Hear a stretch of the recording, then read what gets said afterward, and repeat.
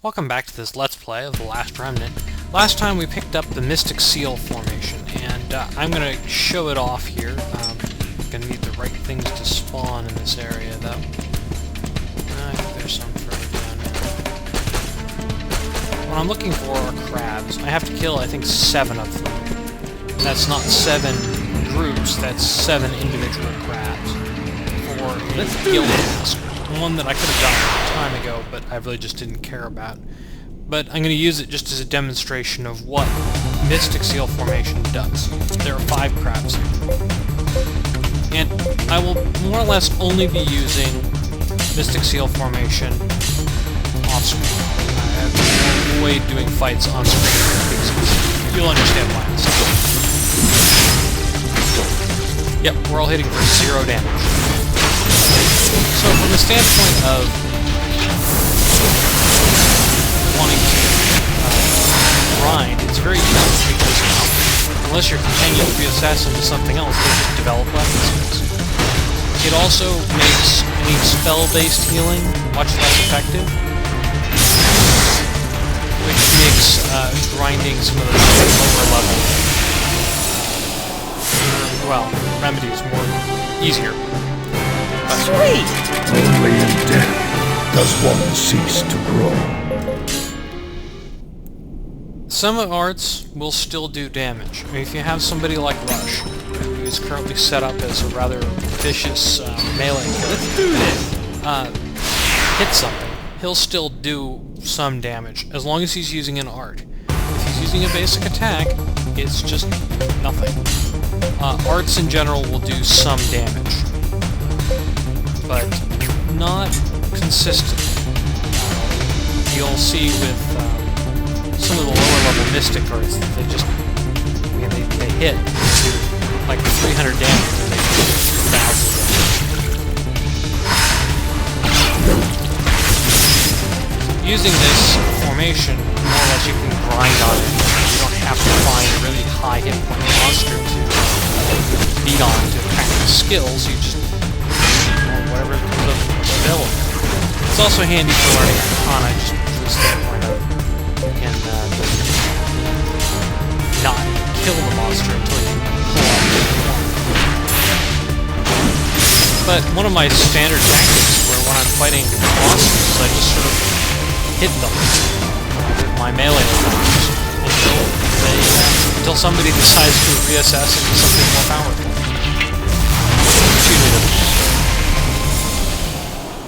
But it gives people a lot of practice with basic I weapons. know I'm good!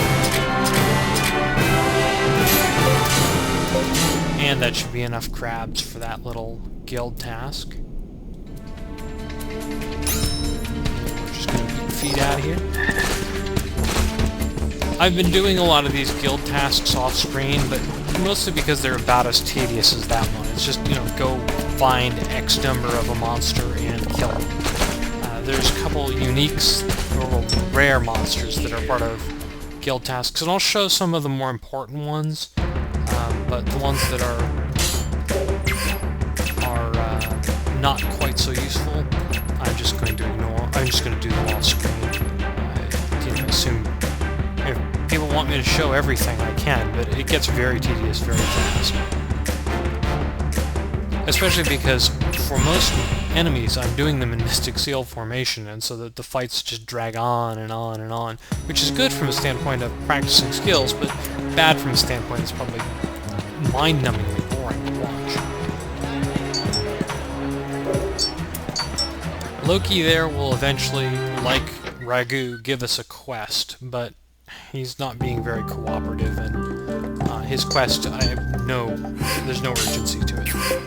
But we can hand in the Bloodthirsty Warrior number 3, and that's actually how Rush learns the Loshi skill. Impressive, huh? I guess I'll leave it on. I mean, I don't really intend to use it on Rush. For the most part, Rush has an herb that'll resurrect people, and if I need it, I've got it. Other than that, I'm trying to keep him on Mystic Arts, so that, because Ninja requires that you have higher Mystic Arts than Item Arts. Most of the melee classes have that distinction where you have to have either higher Mystic, higher Item, or equal between the two. And Some of the items are not bad. One of the item-focused classes is Assassin, which allows you to get free bag attacks even if you haven't fully flanked an enemy. Gabriel, who I've gotten rid of, and Jorgen Adventurer can both qualify for that class, and it's sort of a good goal for them. But I've gotten rid of them, so Agent David can also do so, but I'm having him sort of play as a mage type, because some few of the mage types have healing skills, and, well, he's got healing skills, so I need it for my mage unions. Anyway, that's all I wanted to show with that. The first monster I'm going to show as far as hunting for guild tasks, well, it's hardly the first, we've shown a couple so far, but the one I'm going to show right now is Prometheus, who is a rare imp who spawns in Lava Fang. He's the rank 2 monster for Union of the Golden Chalice. And we want rank 5 in the Golden Chalice because Torgal's asking for circular Cusidi hide, or whatever it's called, Albic hide, sorry.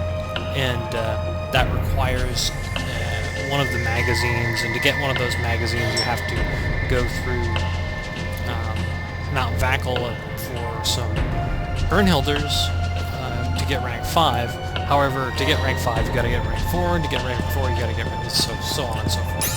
So our objective right now is to get rank 2. You know, gotta start. We got rank 1 from Dominator in Blackdale. He's the big bird you can see from the entrance. Prometheus is another random spawn. There's no way to actually tell from the entrance, but fortunately he's not very far. Let's do this! I can't remember if I may actually be fighting him in Mystic Seal formation. If so, he's not very hard.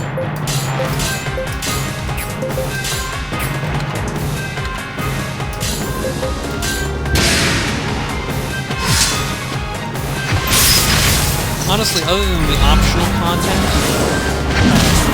which is things for DLC, the Xbox 360, there's not too much left in this game that's going to pose too much of a challenge. There are a couple things. Obviously, I could try to fight things that are actually difficult. There's the seal formation, but the Fallen is really the thing that I base the game on, as far as what I have to get done. From this point in, there's nothing that's more challenging. There's some things that are arguably equally hard.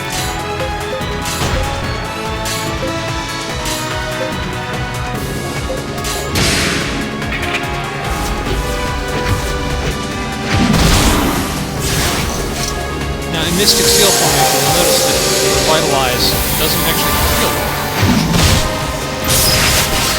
Normally, it brings the Union back all the way to full, regardless of and Icon, on the other hand, and Restorative are exactly because they're not based on either attack or mystic ability. So, with characters who are trying to grind out healing skills, it's good to have just a variety of, unless people normally not have an opportunity to use them because everybody doesn't get healed instantly and they're like, well, I'll just reassess and do something else rather than casting a cumulative healing spell.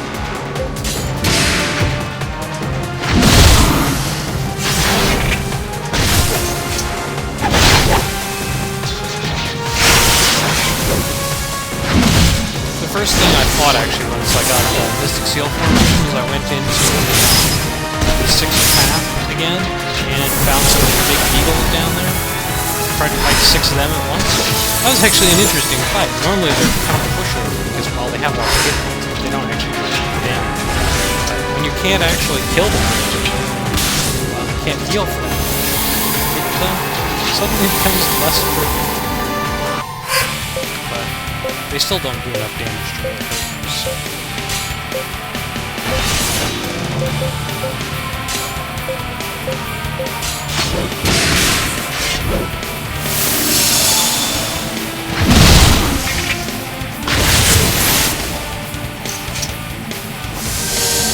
And I suppose you could have fought this guy a long time ago, and maybe this is about as difficult as it can be for him when you first encounter him. Actually, you probably would use a significant part of it because it's actually good as well. The boss abilities are largely based on your battle rank, so since I'm now battle rank,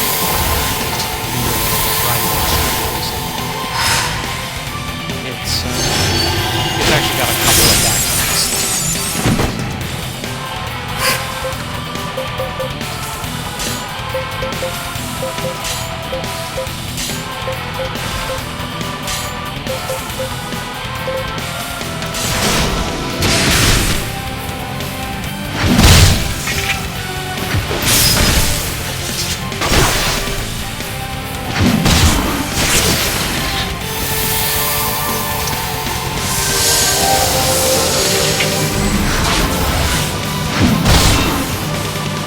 Because you had to actually take down one of my units, even though we're all glowing red.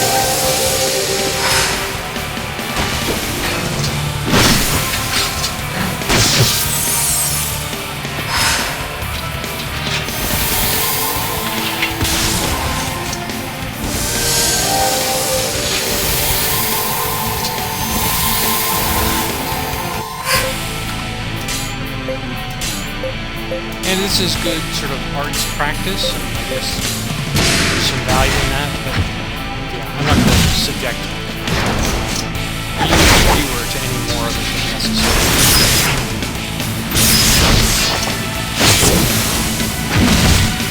It's unfortunately not real convenient to just swap between formations, so I'm going to switch over to having my party members go into Batman's formation, which isn't really as good as stacked attack for its base bonuses, but it doesn't require me to...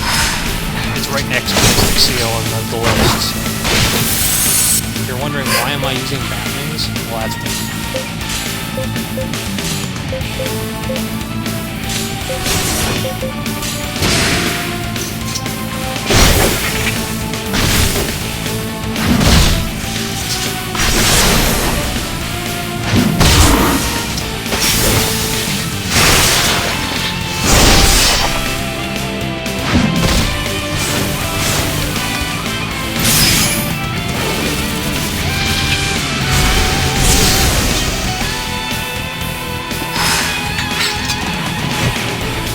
if I were actually fighting in this formation, I probably would have died on